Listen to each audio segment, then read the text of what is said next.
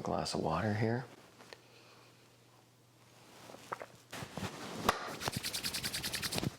Give me the tough questions. My name is Todd Talbot.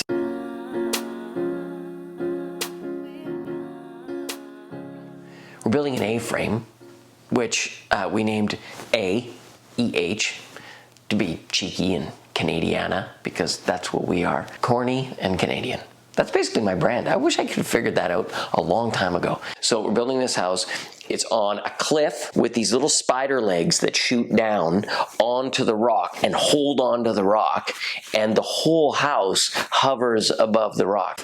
It's a beautiful piece of property. It's 2 acres. We had to build a new road. We had to clear the site. We had to put in our foundational components, all these little buttress footings, and put it all on 65.5 degrees, and then get everything to line up at different elevations. It's the hardest thing I have ever done, hands down.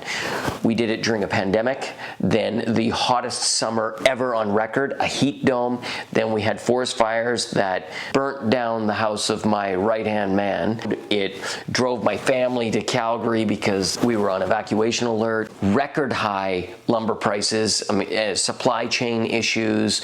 Then we moved into the fall where we had atmospheric rivers. The road system wiped out in BC, cutting off the build to where we live in Vancouver, so I couldn't get up there to repair things. There's massive storms. Man.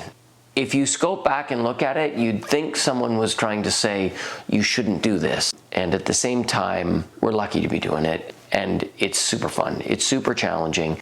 I think that I've put myself under a lot of pressure to perform economically in building for my family. It occurs to me more stressful now than it used to. I always had this idea that I wanted to buy an old house and renovate it. You go down the rabbit hole of like passive house and clean air and dust free and bug free, off gassing, all of that stuff that we just kind of don't want to look at. Then you're like, I can't do the old way anymore. You know, when you talk about right sizing or downsizing for that matter, people always think it's sacrificial. Oh, just less, and gonna be less. Here's the thing, you can actually take the same budget and do better with it. So you're gonna have a higher quality, higher performance home. It's gonna last longer, it's gonna be worth more, and you're gonna like it more. We have to be conscious of it before you can make that decision. If you don't know the impact, then one day it comes and kicks you in the ass. Have you ever even considered the health of your home? I think that that's the conversation that allows people to kind of break out of this 1950s, 60s, 70s model and embrace a new way of doing things. Full stop.